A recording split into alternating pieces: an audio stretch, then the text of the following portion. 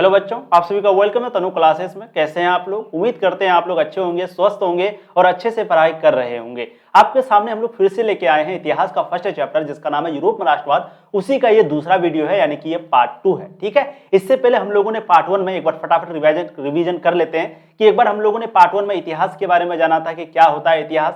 फिर हम लोगों ने राष्ट्रवाद के बारे में जाना कि जैसे आप अपने देश के लिए कुछ भी करते हैं, अच्छे यानी कि देश के भले के लिए, देश आगे हो, हमारा देश और तरक्की करे, इसके लिए आप कुछ भी करते हैं, अपने देश से आप जितना भी प्यार करते हैं, ये सभी जो है राष्ट्रवाद के अंतर्गत आता है। इसी को राष्ट्रवाद कहते हैं। फिर हम लोगों ने देखा था कि यूरोप में जो है राष्ट्रवाद की भावना किस तरीके से पनपी थी, जिसमें नेपोलियन का सबसे बड़ा भूमिका था। एक भूमिका तो जैसे आपको पता ही होगा, जो पार्ट 1 को देखे होंगे उनको पता होगा कि 1789 की जो फ्रांस की क्रांति हुई थी, उन क्रांति के बाद लोगों में जो है राष्ट्रवाद की भावना का जन्म हुआ है ना। सभी लोग अब सोचने लगे, यूरोप के लोगों में अक्सर, जैसे फ्रांस में क्रांति हुई थी 1789 में, तब पूरे यूरोप में लोग अब ये सोचने लगे कि नहीं, राष्ट्रवाद जो है वो पूरी दुनिया में, पूरे यूरोप में होनी चाहिए। ठीक है, तो पहला कारण ये था। दूसरा कारण था नेपोलियन ने इतने अच्छे अच्छे काम किए, सबको बराबर का अधिकार, जितना भी विशेषाधिकार था सबको समाप्त कर दिया, सबको बराबर का अधिकार दिया, कोई ऊंचा नहीं कोई नीचा नहीं। उनके बाद उन्होंने नेपोलियन संहिता लागू किया, जो कि बहुत अच्छे शासक के रूप में नेपोलियन जो है वो उभरे, है ना। तो नेपोलियन जो है, यानी कि दूसरा कारण माना जाता है कि नेपोलियन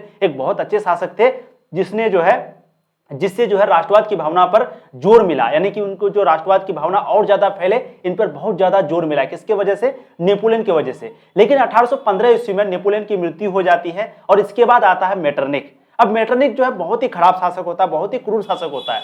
मेटरनिख का सबसे पहला काम यह होता है कि वो वियना सम्मेलन बुलाता है, जहां पर टोटल 5 देश आते हैं, एक ब्रिटेन, रूस, पर्सा और ऑस्ट्रिया।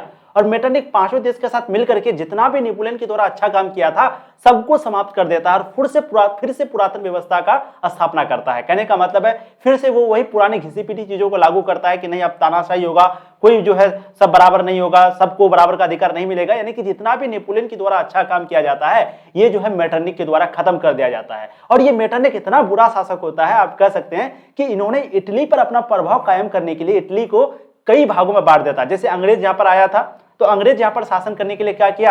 हिंदू मुस्लिम पर लड़ाई करवाया, है ना, हिंदू मुस्लिम पर लड़ाई करवाया। अब हुआ क्या कि हिंदू मुस्लिम डिवाइड एंड रूल, आप लोग सुने होंगे, डिवाइड एंड रूल, यानी कि अगर आप राज करना चाहते हैं तो आप लोगों को बांटो, भाई को भाई के साथ लड़ा दो, तभी आप राज कर पाओगे। तो ठीक अंग्रेज जैसे किया था, वैसे ही मेटरनिख जो है इटली को कई भागों में बांट दिया। जैसे सिसिली और नेपल्स का जो जगह था वो दे दिया बुर्बो वंश के सम्राट फर्डिनेंड को, रोम और उसके आसपास का जो जगह है वो पोप को दे दिया। तो इस तरीके से ये जो है शासन किया। फिर देखिए, ये यहीं तक नहीं रुका, फिर इन्होंने जो है मतलब कि फ्रांस में जो भी वियना व्यवस्था था, फिर इसके बाद यानी कि मेटरनिख के बाद फिर एक अच्छा शासक भी आया था, ठीक है, जो कि लुई 18वां फ्रांस का राजा बना, लुई 18वां, जो कि बहुत अच्छा शासक था। ठीक है, लेकिन फिर क्या हुआ, ये फ्रांस में भी गया, वहां पर भी जो है पुरातन व्यवस्था की पुनर्स्थापना किया। कौन? मेटरनिख। तो वहां पर आया लुई 18वां, जो कि अच्छा शासक था। लेकिन लुई 18वां के खिलाफ जो चार्ल्स था, ये फिर से एक निरंकुश शासक था, जो कि लुई 18वां के खिलाफ काम करने लगा। और ये लुई 18वां के खिलाफ काम करने लगा, यहां तक कि इन्होंने क्या किया कि कुछ 4 अध्यादेश लागू किया। 4 अध्यादेश यानी कि 4 कानून लागू किया। कौन? ये लागू किया था चार्ल्स। याद रखिएगा, यहां पर मैंने आपको पार्ट 1 में बहुत अच्छे से बताया था कि इन्होंने जो है 4 अध्यादेश लागू किया, जिसके द्वारा इन्होंने जो भी लोग आंदोलन कर रहे थे, जो भी लोग क्रांति कर रहे थे, उसका गला घोटने का प्रयास किया। और जो गला घोटने का प्रयास किया, इसीलिए लोगों ने इसके विरोध में, यानी कि चार्ल्स के विरोध में, क्योंकि एक निरंकुश शासक था, एक प्रतिक्रियावादी शासक था, तो इसके विरोध में लोग जो है 1830 की क्रांति कर दिए। और ये 1830 की क्रांति हुई, जिसके परिणाम स्वरूप क्या हुआ कि चार्ल्स जो था अपना गद्दी छोड़ करके भाग गया इंग्लैंड। ठीक है, और फिर वहां पर जो है बुर्बो वंश, जो कि खराब शासक था, उसका अंत हो गया। और इसके बाद जब आर्लियंस वंश के एक राजा थे, उनको गद्दी सौंपी गई। और हमने आपको जो है 1830 की क्रांति के प्रभाव के बारे में भी बहुत अच्छे से पढ़ा दिया है। ठीक है, तो इंस्टेंट हम लोगों ने रिवीजन किया। जो भी पार्ट 1 को नहीं देखे हैं, आप लोग को और अच्छे से डिटेल्स में समझने के लिए इसी वीडियो के नीचे डिस्क्रिप्शन पे या फिर चैनल का प्लेलिस्ट पे आपको मिल जाएगा यूरोप में राष्ट्रवाद का पार्ट 1। ठीक है, इतिहास का फर्स्ट चैप्टर यूरोप में राष्ट्रवाद का पार्ट 1, उनको देखने के बाद ये जो है आपका पार्ट 2 है, यानी कि ये दूसरा वीडियो है। आज के इस वीडियो में हम लोग 1848 ईस्वी की क्रांति के बारे में पढ़ेंगे, साथ ही साथ इसके क्या प्रभाव हुए उसके बारे में पढ़ेंगे। और सबसे बड़ा टॉपिक जो कि इटली का एकीकरण है, जो कि बहुत इंपॉर्टेंट है। ठीक है, वैसे 1848 की क्रांति भी बहुत इंपॉर्टेंट है, याद रखिएगा।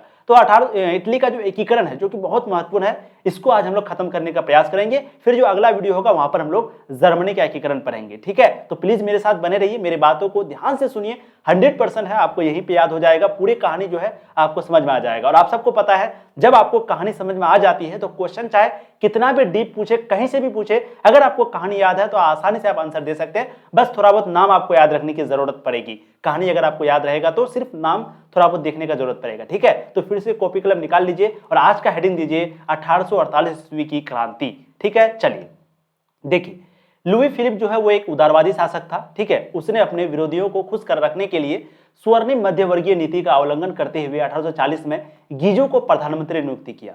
यानी कि जो उनके विरोधी थे, किसके, लुई फिलिप के। ये सबसे पहले लुई फिलिप क्या था, एक उदारवादी शासक था, यानी कि कहने का मतलब है कि एक अच्छा शासक था, ठीक है। लेकिन इनके जो विरोधी थे उनको खुश रखने के लिए क्या किया, इन्होंने स्वर्णिम मध्यवर्गीय नीति का मतलब कि स्वर्णिम मध्यवर्गीय नीति लागू किया, ठीक है। और इसको लागू करते हुए इन्होंने 1840 में गीजो नाम का एक व्यक्ति था जिनको प्रधानमंत्री बना दिया। सबसे बड़ी गलती इसका है, लुई फिलिप जो है वो गीजो को प्रधानमंत्री बना दिया। कब बनाया, 1840 में। क्यों बनाया, तो क्योंकि अपने विरोधी जो इनके थे लुई फिलिप के, उनको खुश रखना चाहता था, ठीक है। लेकिन ये जो गीजो है वो बहुत कट्टरवादी था, बहुत प्रतिक्रियावादी था, ये भी ठीक मेटरनिक के जैसा ही था, ठीक है। अच्छा, इसको क्यों प्रधानमंत्री बनाया गया, क्योंकि उनका जो विरोधी था, अब देखिए लुई फिलिप जो है वो एक अच्छे व्यक्ति थे, वो अच्छा काम करते थे, लेकिन उसके खिलाफ बहुत सारे लोग थे जो इनके विरोध में थे कि ना तुम सही नहीं है।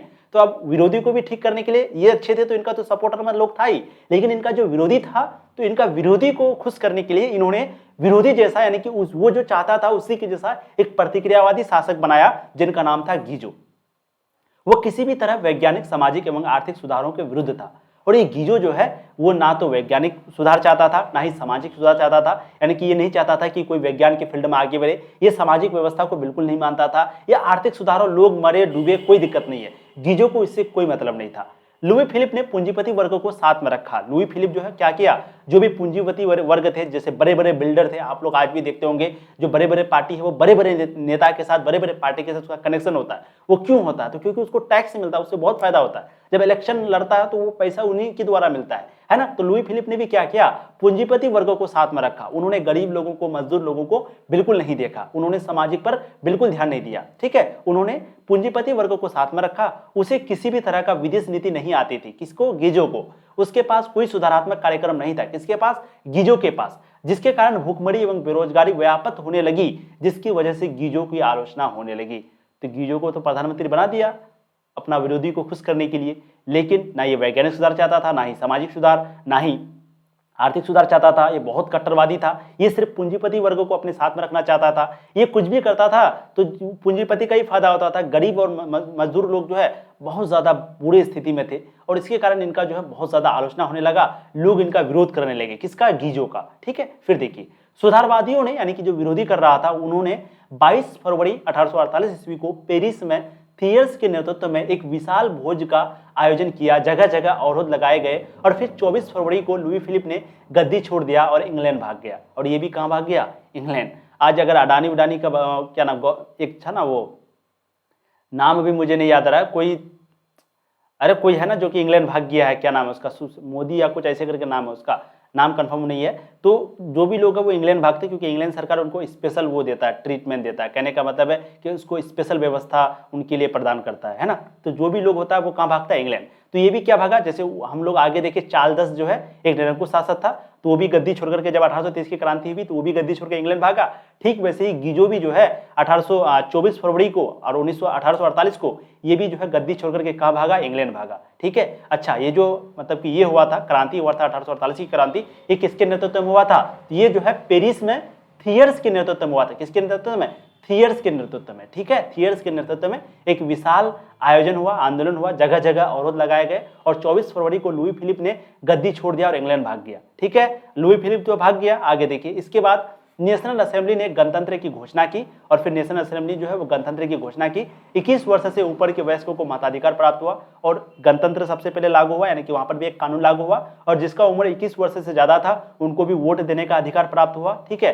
काम के अधिकार की गारंटी दी गई और इस बात की गारंटी दी गई कि अब यहाँ पर भी काम होगा, यहाँ पर भी हर तरीके से काम होगा, जनता की भलाई होगी। गणतंत्रवादियों का नेता लामार्टिन एवं सुधारवादियों के नेता लुई बला था। ठीक है, याद रखिएगा। गणतंत्रवादियों का नेता कौन था? लामार्टिन। और सुधारवादियों का नेता कौन था? लुई ब्ला। दोनों के बीच बहुत ही जल्द मतभेद शुरू हो गया और लुई नेपोलियन फ्रांस का सम्राट बना। और लुई जो है वो लुई नेपोलियन जो है वो क्या बना? फ्रांस का सम्राट बना। और इन दोनों के बीच बहुत जल्द ही मतभेद शुरू हो गया, है ना। गणतंत्रवादी का नेता कौन था? लामार्टिन। और सुधारवादी करते थे, उनका नाम क्या था? लुई ब्ला। इन दोनों के बीच बहुत ही जल्द मतभेद शुरू होने लगा। ये था आपका 1848 ईस्वी की क्रांति। अब इसका प्रभाव क्या हुआ, इनको फटाफट देखते हैं। देखिए, इस क्रांति से फ्रांस की जो पुरातन व्यवस्था था उनका अंत हुआ, यानी कि फिर से जो तानाशाही वाला कानून लागू हो गया था, है ना। फिर से वही पूंजीपति वर्गों को ज्यादा छोड़ था, लेकिन गरीब लोगों को अत्याचार होता था, वो सारा चीज खत्म हो गया। पुरातन व्यवस्था खत्म हो गया, तानाशाही वाला शासन खत्म हो गया। यहाँ पर लागू हो गया गणतंत्र, ठीक है। तो इस क्रांति से क्या हुआ? फ्रांस की जो पुरातन व्यवस्था था उसका अंत हुआ। दूसरा, Italy, Germany, Austria, Holland, Switzerland, Denmark, Spain, Poland, Ireland तथा इंग्लैंड में भी इस क्रांति से प्रभावित हुए। यानी कि इटली भी, जर्मनी भी, ऑस्ट्रिया भी, हॉलैंड भी, स्विट्जरलैंड भी, डेनमार्क भी, स्पेन भी, पोलैंड भी, आयरलैंड भी और इंग्लैंड भी, ये सभी देश जो है इस क्रांति से प्रभावित हुए कि अब यहाँ पर भी राष्ट्रवाद होनी चाहिए।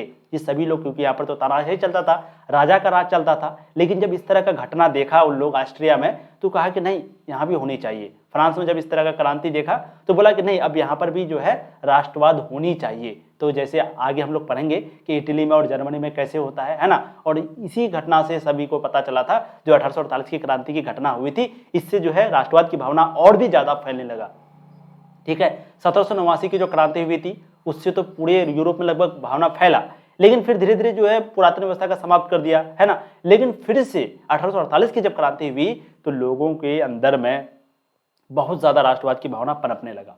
इटली तथा जर्मनी के उदारवादियों ने बढ़ते हुए जन असंतोष का फायदा उठाया और राष्ट्रीय एकीकरण के द्वारा राष्ट्र राज्य की स्थापना की मांगों को आगे बढ़ाया। और इटली और जर्मनी जो है, इन्होंने उदारवादियों ने बढ़ते हुए जो असंतोष था इनका फायदा उठाया और राष्ट्रीय एकीकरण के द्वारा, यानी कि सिंपली कि यहाँ पर भी, यानी कि इटली और जर्मनी जब देखा इस तरह का स्थिति तो वो लोग कहा कि नहीं, यहाँ भी होनी चाहिए, और ये लोग उसमें आगे कदम रख दिए, यानी कि ये लोग आगे बढ़ गए, ठीक है। चलिए, तो यहाँ तक आपको 1848 की क्रांति समझ में आ गई, क्या थी क्रांति, आपको प्रभाव समझ में आ गया कि पुरातन व्यवस्था अंत हो गया। जर्मनी, इटली, जितना भी देश था लगभग हर जगह जो है राष्ट्रवाद की भावना पनपा, ठीक है। और इटली, जर्मनी इसमें आगे निकल गए। ये चीज आपको समझ में आ गया। टोटल 3 प्रभाव आपको लिखना है। अब हम लोग देखेंगे इटली का एकीकरण, जो कि one of the most important topic है और बहुत ज्यादा पूछे जाने वाले आपके एग्जाम में, आपका जो है कह सकते हैं कि ये टॉपिक है, ठीक है। चलिए, तो आराम से मेरी बातों को सिर्फ सुनिए। 100% मैं गारंटी देता हूँ, जब वीडियो खत्म होगी तो आपको कुछ ना कुछ यहाँ पर जरूर सीख के जाएंगे और 100% आपको कहानी समझ में आएंगी। फिर इनके बाद इनका सब्जेक्टिव ऑब्जेक्टिव भी करेंगे, इसके लिए आप बिल्कुल निश्चित रहिए, ठीक है। देखिए, इटली का एकीकरण। इटली एक राष्ट्र के रूप में स्थापित होने में भौगोलिक समस्या के अलावा कई अन्य समस्याएं भी थी। इटली की राजधानी रोम भी पोप के प्रभाव में थी। आप सबको पता होगा कि जो मेटरनिक आया था वो इटली को कई भागों में बांट दिया था, है ना। उनका अलग अलग जगह को अलग अलग राजा को वो दे दिया था। कौन ये काम किया था? मेटरनिक किया था। तो इटली में एक भौगोलिक समस्या तो था ही। भौगोलिक समस्या मतलब कि कितना बड़ा इटली होगा, क्या इसका सीमा क्षेत्र रहेगा, इसका बॉर्डर क्या रहेगा, ये सारा तो समस्या था ही। लेकिन इनके अलावा भी जो इनका राजधानी था रोम, ये किसके कब्जे में था? पोप के कब्जे में था। पोप की इच्छा क्या थी कि इटली का जो एकीकरण है वो शासक के नेतृत्व में ना होकर धार्मिक दृष्टिकोण से हो। कहने का मतलब है कि यहाँ पर पोप जो था वो चाहता था कि यहाँ पर जो इसका एकीकरण होगा इटली का, तो वो इसके वजह से नहीं होगा, यानी कि कोई शासक की वजह से नहीं होगा, शासक के नेतृत्व में नहीं होगा। यहाँ पर ये कैसे होगा, एकीकरण कैसे होगा? तो धार्मिक दृष्टि से, यानी कि जिस तरह रिलीजन है, जितना रिलीजन है, जो ईसाई है, क्रिश्चियन है, तो क्रिश्चियन का ये एरिया होगा, और कोई है तो उसका अलग एरिया होगा। इस तरीके से इटली का एकीकरण होना चाहिए। ऐसा कौन चाहता था? ऐसा पोप चाहता था। ये भी बहुत बड़ी समस्या थी कि धार्मिक के आधार पर कैसे हो सकता है ना। आगे देखिए, लेकिन इसके बावजूद 19वीं सदी की शुरुआत से राष्ट्रीयता का विकास हो रहा था और फ्रांसीसी क्रांति का असर अभी भी पड़ रहा था। लेकिन रोम चाहता था अलग हो, समस्या था, बॉर्डर वगैरह का समस्या था, हर तरह का समस्या था, भौगोलिक समस्या, चाहे जो समस्या बोले, सभी लोगों के विचार अलग अलग थे। लेकिन इसके बावजूद भी 19वीं सदी की शुरुआत में भी राष्ट्रीयता का जो विकास है वो हो रहा था, धीरे धीरे हो रहा था। फ्रांसीसी जो क्रांति हुई थी उसका प्रभाव अभी भी पड़ रहा था। नेपोलियन के सैन्य अभियानों ने इटली के एकीकरण में अप्रत्यक्ष रूप से योगदान दिया। और नेपोलियन के जो सैन्य अभियान था, नेपोलियन 1815, याद है नेपोलियन जो शुरू में आया था, तो उनका जो प्रभाव है अभी भी पड़ रहा था इटली के एकीकरण में। डायरेक्ट तो नहीं पड़ रहा था, लेकिन इनडायरेक्ट, यानी कि अप्रत्यक्ष रूप से कहीं ना कहीं लोगों के अंदर वो नेपोलियन की जो बातें थी, वो नेपोलियन के द्वारा जो भी काम अच्छे किए गए थे, उनका जो है ना कहीं दिमाग में इफेक्ट पड़ रहा था कि नहीं, नेपोलियन बेचारा बहुत बढ़िया आदमी था, उसी की जो जैसा चाहता था वैसा ही होना चाहिए, क्योंकि वो अच्छा चाहता था। तो नेपोलियन का योगदान अप्रत्यक्ष रूप से ही सही लेकिन था, किसके एकीकरण में, इटली का एकीकरण में। ठीक है, आगे देखिएगा।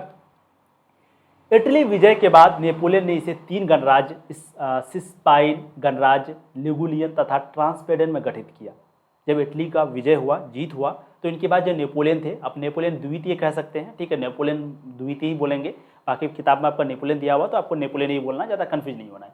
तो इटली विजय के बाद नेपोलियन ने जो है, अच्छा ये कब की बात हो रही है, सॉरी फॉर डैट, ये जो है 1815 से पहले की बात हो रही है, ठीक है, क्योंकि इटली का एकीकरण जो हो रहा था तो वो 1789 की जो फ्रांस की क्रांति हुई थी, हाँ ये बात आप लोग को समझा देते हैं। देखिए 1789 की जो फ्रांसीसी क्रांति हुई थी, उस क्रांति से यहाँ पर लोग प्रभावित थे, याद रखिएगा। 1789, ये 1848 की जो क्रांति हुई इससे नहीं, क्योंकि अब इटली का एकीकरण का हम लोग शुरू से कहानी को देख रहे हैं कि इटली में जो राष्ट्रीयता की भावना है वो कैसे आया। तो जो 1789 की क्रांति हुई थी ना, वहां से जो है ये इटली का एकीकरण का थोड़ा सा जो रास्ता है वो खुलने लगा था। तो नेपोलियन तो 1815 में उनका मृत्यु हुआ था, इसका मतलब है कि 1814 में तो वो जिंदा था, है ना। तो नेपोलियन के द्वारा जो भी अच्छे काम किए जा रहे थे, इटली पर प्रभाव पड़ रहा था, और इसी के बावजूद राष्ट्रीयता की भावना पर ज़्यादा जोर पड़ रहा था।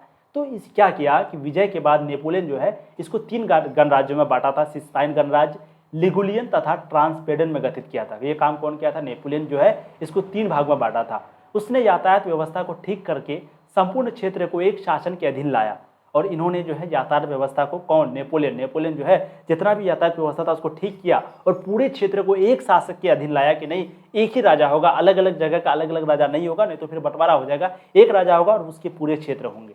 ठीक है। नेपोलियन के पतन 1814 के बाद वियना कांग्रेस द्वारा इटली को पुराने रूप में लाने के उद्देश्य से इटली के 2 राज्यों पिडमाउंट और सार्डिनिया का एकीकरण कर दिया गया। अब एकीकरण का रास्ता खुलने लगा, और 1814 के बाद में जब वियना कांग्रेस हुआ था 1815 में, तो इसके द्वारा क्या हो गया कि इटली को फिर से पुराने रूप में लाने के लिए, यानी कि इटली पहले जैसे था फिर से वैसे लाने के लिए, इनका जो 2 राज्य था, एक का नाम था पिडमाउंट और एक का नाम था सार्डिनिया, इसका एकीकरण कर दिया गया, इसको मिला दिया गया। ठीक है। और आगे देखिएगा इससे क्या हो गया कि एकीकरण की रास्ता जो है वो खुलने लगी। चीज़ें आपको समझ में आ रही है। सबसे पहले समस्या क्या क्या थी, तो राजधानी जो है इनका पोप में था, ये लोग चाहते थे कि नहीं धार्मिक दृष्टि से हो, ऐसा चाहते थे। फिर भौगोलिक समस्या तो था ही था, ठीक है, लेकिन जो 1789 की फ्रांसीसी की क्रांति हुई थी, इसका जो भावना है, इसका जो इफेक्ट है वो अभी भी पड़ रहा था, प्रभाव जो है वो अभी भी पड़ रहा था इटली के एकीकरण में, और नेपोलियन के द्वारा जो अच्छे अच्छे काम किए गए थे इसका भी प्रभाव पड़ रहा था, क्योंकि मैंने आपको वीडियो के शुरू में ही बताया है कि एक 1789 की क्रांति और एक फ्रांस की क्रांति, ये दोनों सबसे बड़ा कारण था जिसके कारण पूरे यूरोप में राष्ट्रीयता की भावना जो है बहुत जोरों शोरों से फैलने लगी, है ना। तो नेपोलियन जब जिंदा थे तो उन्होंने 3 गणराज्य में इसको बांटा था, और यातायात व्यवस्था को इन्होंने खत्म कर दिया, और उनके बाद पूरे जगह को एक शासक के अधीन लेके आया, यानी कि एक ही शासक उसका राजा होगा, ऐसा काम कौन किया, नेपोलियन किया। ठीक है। फिर 1815 में इटली जो है, इटली को पुराने रूप में लाने के लिए 2 राज्य को, एक सार्डिनिया और पिडमाउंट, इन दोनों को मिला दिया। जब इन दोनों को मिला दिया तो एकीकरण का जो रास्ता है इटली का वो खुलने लगा कि नहीं इटली का भी एकीकरण होनी चाहिए। ठीक है। और राष्ट्रवादियों के द्वारा एक गुप्त दल कार्बोनरी का गठन हुआ, जिसका उद्देश्य जो है छापामार युद्ध के द्वारा राजतंत्र को समाप्त कर गणराज्य की स्थापना करना था। मेजनी का संबंध भी इस दल से था। अच्छा, छापामार युद्ध क्या होता है, तो छापामार युद्ध का मतलब हुआ कि जैसे क्या होता था कि मार देता था, मार के फिर छुप जाता था, फिर उनको मार दिया, जैसे कोई अंग्रेज आ रहा है या फिर जो उस समय ये कर रहा था, जैसे इंडिया में भी हुआ था गोरिल्ला युद्ध भी उसको कह सकते हैं, छापामार युद्ध भी था। ठीक है। तो इनके द्वारा क्या हो गया कि एक जो है राष्ट्रवादियों के द्वारा जो भी चाहता था कि नहीं इटली जो है एक होना चाहिए, तो उनको राष्ट्रवादी बोलेंगे, क्योंकि जो भी चाहता है कि देश एक हो वो राष्ट्रवादी होता है। देश को कभी भी बांटने का काम नहीं करेगा। जो भी देश को बांटने का काम करता है, चाहे वो हिंदू मुस्लिम में बांटे, हिंदू मुस्लिम सिख ईसाई में बांटे, या किसी जगह को किसी देश को देने का बात करे, तो वो जो है राष्ट्रवाद नहीं हो सकता। राष्ट्रवाद का मतलब हुआ सबको एक करे, हिंदू मुस्लिम सिख ईसाई आपस में भाई भाई इस तरीके से करे, पूरे राज्य को सबको मिलजुल कर करे, ये जो है असली राष्ट्रवाद का डेफिनेशन होता है। ठीक है ना। तो जो भी राष्ट्रवादी था, क्योंकि ये इटली को एक करना चाहता था इसलिए इनको राष्ट्रवादी बोलेंगे, तो इन्होंने जो है कार्बोनेट नाम का एक गठन बनाया, कार्बोनेट नाम का एक दल बनाया, एक समूह बनाया, क्या नाम का, कार्बोनरी नाम का, कार्बोनरी। और इसी का संबंध जो है मेजनी से भी था, यानी कि मेजनी नाम का एक व्यक्ति था, आगे उसके बारे में पढ़ेंगे। तो मेजनी का जो संबंध है वो कार्बोनरी से था। और ये कार्बोनरी का गठन क्यों हुआ था, तो छापामार युद्ध के लिए। और छापामार युद्ध क्यों हुआ? छापामार युद्ध जो है वो इसलिए हुआ ताकि वो राजतंत्र को समाप्त करना चाहता था, जो राजा का बेटा राजा बनता था उसको समाप्त करना चाहता था और वहां पर गणराज्य की स्थापना करना चाहता था कि लोग जो चाहे वैसी सरकार बने, ऐसा वो लोग चाहता था। गणराज्य का मतलब क्या हो गया? गणतंत्र, यानी कि जैसे इंडिया में गणतंत्र है भी, है ना, कि यहाँ पर हम लोग वोट देते हैं तभी कोई प्रधानमंत्री राष्ट्रपति वगैरह बनता है, ठीक वैसे ही ये लोग भी चाहता था। ठीक है, तो यहाँ तक आपको समझ में आ गई इटली का एकीकरण के बारे में। अब आगे हम लोग चलते हैं, क्योंकि अभी हमने देखा कि मेज़नी का जो संबंध था कार्बोनरी से था, तो अब हम लोग चलते हैं मेज़नी के बारे में कि मेज़नी का इटली के एकीकरण में क्या क्या भूमिका था और मेज़नी के जीवन के बारे में थोड़ा जानते हैं। और मेज़नी के बारे में आपको प्रश्न भी पूछा जाता है, मेज़नी के जीवनी को लिखें, मेज़नी का क्या भूमिका रहा इटली के एकीकरण में उसको लिखें, विस्तार पूर्वक लिखें, संक्षिप्त में लिखें। प्रश्न चाहे कैसा भी आए आपको आंसर यही लिखना है जो हम अभी आपको बताने वाले हैं। ठीक है, देखिए मेज़नी, इटली के एकीकरण में मेज़नी की भूमिका। मेज़नी जो है वो साहित्यकार, गणतांत्रिक विचारों का समर्थक और योग्य सेनापति था, यानी कि वो क्या था? एक साहित्यकार भी था, साथ ही साथ वो गणतांत्रिक विचारों का समर्थक था। वो भी चाहता था कि गणतंत्र लागू हो, है ना, और योग्य सेनापति था और सेनापति के लायक था, बहुत अच्छे शासक सेनापति थे। कौन? मेज़नी। उसमें आदर्शवादी गुण अधिक और व्यवहारिक गुण कम थे, यानी कि वो आदर्शवादी थे, मतलब आदर्श, कोई भी कुछ बोले ध्यान से सुनने वाला, इस तरीके का गुण जो है मेज़नी के अंदर बहुत ज्यादा था। ध्यान रखिएगा, वो साहित्यकार था, गणतांत्रिक था, गणतांत्रिक विचारों का समर्थक था और एक सेनापति भी था, अच्छे सेनापति, है ना, सेनापति भी अच्छे खराब होते हैं लेकिन एक योग्य सेनापति था। और उसमें आदर्शवादी गुण बहुत ज्यादा था, व्यवहारिक गुण कम थे। और 1831 ईस्वी में उन्होंने जो है यंग इटली नामक संस्था की स्थापना की, जिसका उद्देश्य क्या था कि प्रायद्वीप से विदेशी हस्तक्षेप समाप्त करना तथा संयुक्त गणराज्य स्थापित करना था। यानी कि 1831 में, याद रखिएगा मेज़नी कब? 1831 में। कब? 1831 में। तो मेज़नी जो है 1831 में एक यंग इटली नाम का एक संस्था बनाया था। किस नाम का? यंग इटली नाम का। जिसका उद्देश्य क्या था? तो उसका उद्देश्य यही था कि जो भी विदेशी हस्तक्षेप है, यानी कहने का मतलब जो भी विदेशी यहाँ पर कब्जा बनाए हुए हैं, इटली में जो भी कब्जा बना करके रखा है, तो उनको हटाना, उनको समाप्त करना और वहां पर भी एक गणराज्य की स्थापना करना, यही जो है यंग इटली नामक संस्था का मेन उद्देश्य था, है ना। यंग इटली की किसके द्वारा लाया गया था? मेज़नी के द्वारा। और कब लाया गया था? 1831 में मेज़नी के द्वारा इनकी स्थापना करी गई थी। ठीक है, सन 1834 में यंग यूरोप नामक संस्था का गठन किया, जिससे दूर देश में चल रहे राष्ट्रवादी आंदोलन को प्रोत्साहित किया। ठीक है, तो ये समझ में आया आपको। जैसे 1831 में उन्होंने यंग इटली स्थापना किया और यंग इटली का काम क्या था कि जो भी विदेशी हस्तक्षेप इटली में हो रहा है, उसके नजदीक में हो रहा है, उसको समाप्त करना और गणराज्य की स्थापना करना। फिर उन्होंने जस्ट 3 साल के बाद यानी कि 1834 में यंग यूरोप नामक संस्था का गठन किया। कौन? मेज़नी। और इसका उद्देश्य क्या था? तो इसका उद्देश्य था कि जो दूर देश में, यानी कि जो दूर देश में अगर कोई राष्ट्रवादी आंदोलन चल रहा है तो उसको और प्रोत्साहित करना, उसको और बढ़ाना, ये यंग यूरोप नामक संस्था का गठन था। तो जैसे आप देखिए, यंग इटली का मतलब हुआ कि यंग इटली मतलब क्या हो गया कि ये इटली देश की बात हो रही है, यंग इटली यानी कि सिर्फ ये देश की बात हो रही है और ये 1831 में हुआ था। और यंग यूरोप का मतलब पूरे महादेश की बात हो रही है। यूरोप क्या है? महादेश है। एशिया क्या है? वो एक महादेश है। और भारत क्या है? एक देश है। तो हम लोग बोल सकते हैं यंग भारत। तो यंग भारत सिर्फ भारत और यंग एशिया मतलब पूरे एशिया। तो यंग इटली सिर्फ एशिया के, यंग इटली सिर्फ इटली के लिए था, एक संस्था था जो कि विदेशी हस्तक्षेप को समाप्त करना चाहता था। और वहीं 1834 में 3 साल के बाद उन्होंने यंग यूरोप नामक संस्था का गठन किया, जो कि पूरे यूरोप में, यानी कि यंग यूरोप का मतलब हुआ यूरोप से ही आपको समझ में आ जानी चाहिए कि यहाँ पर यूरोप की बात हो रही है। तो पूरे यूरोप में जो है वो राष्ट्रवादी आंदोलन को प्रोत्साहित करना चाहता था, राष्ट्रवादी आंदोलन को बढ़ाना चाहता था। कौन? मेज़नी। ठीक है, आगे देखिए। सन 1848 में फ्रांस के साथ साथ पूरे यूरोप में क्रांति का दौर आया। 1848 में भी फ्रांस में क्रांति आया था, 1848 की क्रांति भी हम लोगों ने पढ़ा। तो 1848 में फ्रांस के साथ साथ पूरे यूरोप में क्रांति का दौर आया तो मेटरनिक ऑस्ट्रिया से भाग गया। मेटरनिक जो था वो कहाँ भाग गया? 1848 में ऑस्ट्रिया से वो भी भाग गया था। याद रखिएगा, मेटरनिक जो कि एक बहुत खराब शासक था, क्रूर शासक था, है ना। तो वो 1848 में जो है फ्रांस को, मतलब कि जब फ्रांस में 1848 की बहुत बड़ी क्रांति हुई, लोग क्रांति करने लगे, तो मेटरनिक जो है वो ऑस्ट्रिया से भाग गया। इसके बाद इटली की राजनीति में मेज़नी का आगमन हुआ और फिर 1848 में इटली की राजनीति में एक महान शख्स आते हैं जिनका नाम होता है मेज़नी।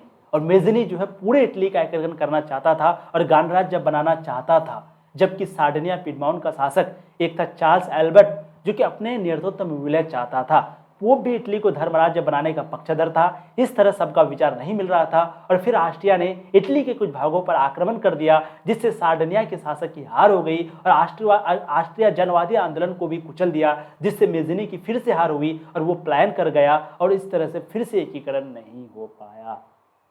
समझ में आया आपको कि 1848 की जब क्रांति हुई थी तो जो मेटरनिक था वो भाग गया। ठीक है, फ्रांस के साथ साथ पूरे यूरोप में जब क्रांति फैलने लगा तो मेटरनिक जो था, जो कि ऑस्ट्रिया में शासक था, ऑस्ट्रिया का शासक होता मेटरनिक, ऑस्ट्रिया का शासक मेटरनिक, तो वो भाग गया। उनके बाद जब वो भाग गया तो मेज़नी जो है वो राजनीति में आए, वो शासक बने, है ना। और फिर मेज़नी चाहता था कि मेरे अंदर में इटली का एकीकरण हो, पूरे इटली का एकीकरण चाहता था और ये पूरे मतलब इटली को गणराज्य बनाना चाहता था। लेकिन उधर जो सार्डिनिया था, सार्डिनिया और पिडमाउंट, क्योंकि सार्डिनिया और पिडमाउंट को मिला दिया गया है, आपको पहले पता था कि सार्डिनिया पिडमाउंट को मिला दिया था, तभी तो यहाँ पर रास्ता खुला था कि यहाँ पर जब दो राज्य को, एक पिडमाउंट और एक सार्डिनिया, इन दोनों को जब मिला दिया गया तभी तो एकीकरण का रास्ता खुलने लगा कि नहीं ये दोनों राज्य मिला है, सब कुछ अच्छा हो रहा है, इसका मतलब इटली का एकीकरण होना चाहिए। तो जब इन दोनों को मिला दिया गया तो एक राजा बना सार्डिनिया पिडमाउंट जब मिला दिया गया तो इसका जो राजा था, इसका जो शासक था, जिसका नाम था चार्ल्स एल्बर्ट, इधर ये चाहता था कि मेरे नेतृत्व में इटली का एकीकरण हो।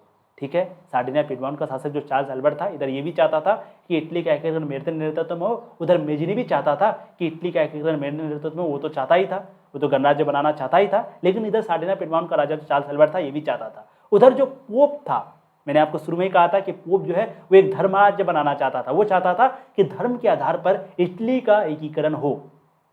ठीक है, तो पोप भी इटली को धर्मराज्य बनाने का पक्षधर था। इस तरह सबका विचार नहीं मिल रहा था और अब आप सब जानते हैं जब सबका विचार नहीं मिलेगा तो फिर से टुकड़ा टुकड़ा में बढ़ जाएगा। और जब सबका विचार नहीं मिल रहा था तो फिर ऑस्ट्रिया ने इटली के कुछ भागों पर आक्रमण कर दिया। फिर ऑस्ट्रिया क्या कर दिया, इटली के कुछ भागों पर आक्रमण कर दिया, जिससे क्या हो गया कि सार्डिनिया के जो शासक है उनकी हार हो गई, है ना। सार्डिनिया के जो शासक था उनकी हार हो गई और ऑस्ट्रिया जो है जनवादी आंदोलन को भी कुचल दिया और जो आंदोलन चल रहा था उसको भी खत्म कर दिया। कौन? ऑस्ट्रिया। जब लोग बंटने लगे ना, पोप चाहता था कि धर्मराज्य बने, उधर चार्ल्स एल्बर्ट जो कि सार्डिनिया पिडमाउंट का शासक था वो चाहता था कि मेरे अंदर हो, मेज़नी तो चाहता ही था कि मेरे अंदर हो। जब ये तीनों अलग अलग हो गया, एक दूसरे का दुश्मन हो गया, तो उधर इसी का फायदा उठा करके ऑस्ट्रिया आक्रमण कर दिया और जो सार्डिनिया शासक था उनकी हार हो गई और जो आंदोलन चल रहा था वो खत्म हो गया, कुचल दिया उसको, लोग डर गए, जिससे मेज़नी की फिर से हार हुई और मेज़नी पलायन कर गया, वहाँ से चला गया और इस तरीके से एकीकरण इटली का नहीं हो पाया। लेकिन इटली का एकीकरण तो नहीं हो पाया, लेकिन इससे एक चीज़ तो समझ में आ गया कि एकीकरण तो होना ही चाहिए, क्योंकि जब एकीकरण नहीं हुआ तो लोगों को समझ में आ गया कि अगर एकीकरण नहीं होता है तो इतनी सारी प्रॉब्लमें आएंगी, है ना। अब है इटली का एकीकरण का द्वितीय चरण और उसके बाद इटली के एकीकरण में गैरिबाल्डी की भूमिका, फिर आगे है जर्मनी का एकीकरण। ठीक है, तो द्वितीय चरण को देख लें क्या, या वीडियो को समाप्त कर दे? अच्छा चलिए, इटली का एकीकरण का द्वितीय चरण ना नेक्स्ट वीडियो में करेंगे, ठीक है, क्योंकि वीडियो ज़्यादा लंबी बन जाती है। तो इटली का एकीकरण आपको समझ में आ गई होंगी, 1848 की क्रांति, ये दोनों टॉपिक समझ में आ गया।